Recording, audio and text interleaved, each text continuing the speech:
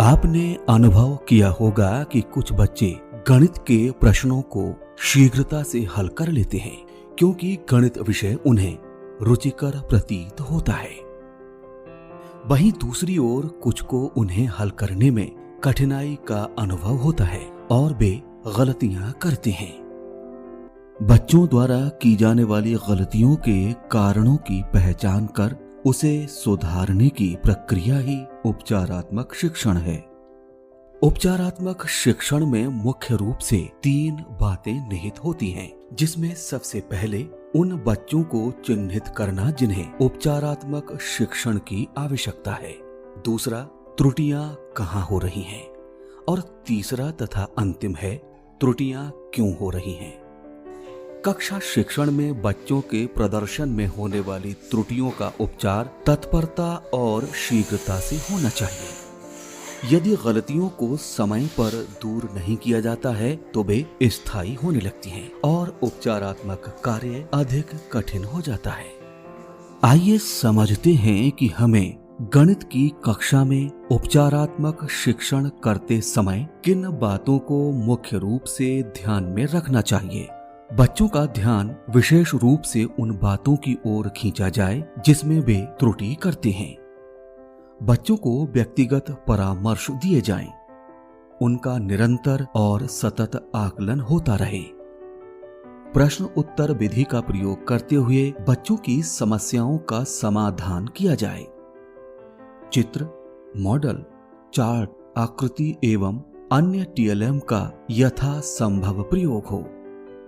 इस बात का विशेष ध्यान रखें कि बच्चे एक ही गलती को बार बार ना दोहराएं।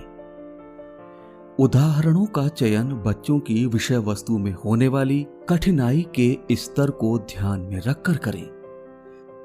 बच्चों द्वारा की गई त्रुटियों को ध्यान में रखते हुए ही बच्चों को अभ्यास कार्य दिए जाएं। आइए देखते हैं कि इस कक्षा में शिक्षिका बच्चों को गणितीय संक्रियाओं की जानकारी किस प्रकार दे रही हैं। ये हासिल वाले घटाने के सवाल। तो आप सभी करना शुरू करिए, देखते हैं कौन कौन से बच्चे मुझे सही करके दिखाते हैं। तो चलिए फिर करना शुरू करिए आप सभी।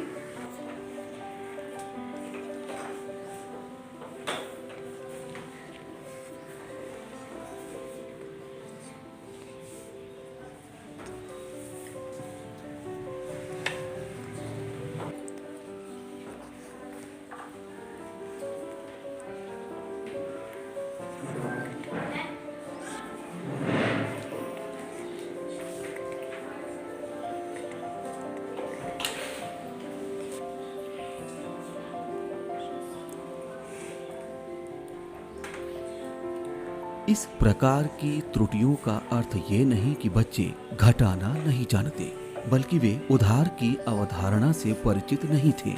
यदि एक बार उनकी त्रुटियों पर ध्यान देते हुए समय रहते सुधार कर दिया जाए तो वे आगे ऐसी गलतियों को करने से बचते हैं। इसके साथ साथ हमें विभिन्न गतिविधियों के माध्यम से गणितीय संक्रियाओं पर समझ विकसित करते हुए बच्चों में जिज्ञासा उत्पन्न करने का प्रयास करना चाहिए। आइए अब देखते हैं कि इस कक्षा में क्या हो रहा है। इस कक्षा में शिक्षिका बच्चों से श्यामपट पर सवालों को हल करवा रही हैं। अब इसको जोड़िए।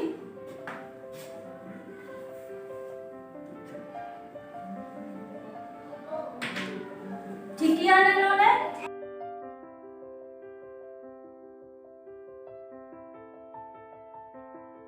सामान्यतः बच्चे जोड़ में इसी प्रकार की गलतियां करते हैं। वे जोड़ना तो जानते हैं, लेकिन वे हासिल की अवधारणा से परिचित नहीं हैं। यहाँ इसी बिंदु पर कार्य करने की आवश्यकता है। हम यहाँ इकाई और इकाई के दोनों अंकों को जोड़ते हैं। जैसे ही यहाँ पे आया, क्या आया? 8 और 4 कितने आया? 8 और 4 12। ये 12 है। तो आपको दोनों को एक साथ नहीं लिखना है। जो इकाई का अंक है वो इसके नीचे लिखेंगे। लिखिए, जो इकाई का अंक है इसको यहाँ लिखते हैं और जो दहाई का अंक है 1 उसको इसके ऊपर लिखते हैं। अब आप इसको जोड़िए। 9 और 1 10, 10 और 1 इस समय शिक्षिका बच्चों को गणित की अवधारणा स्पष्ट कर रही हैं। आइए देखते हैं कि इस कक्षा में शिक्षक बच्चों की गणितीय समस्याओं का निस्तारण किस प्रकार कर रहे हैं। और उतना ही उसके भाई मोहन के पास है, तो मोहन के पास भी कितना हुआ? 425 किलोग्राम। और उतना ही राजू के पास है। तो आप लोगों को क्या बताना है कि तीनों के पास कितना गेहूं है? तो आप लोग कर लेंगे?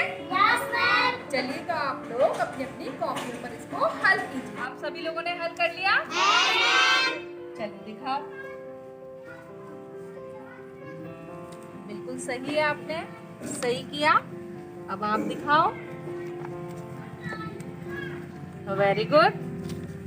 आप दिखाइए। बेटा, आपने किया तो सही है, लेकिन इसको हम एक और सरल तरीके से कर सकते हैं। यदि कोई एक संख्या कई बार आती है तो उसको हम जितनी बार उसका रिपीटेशन होता है उसको उतने से गुणा कर देते हैं।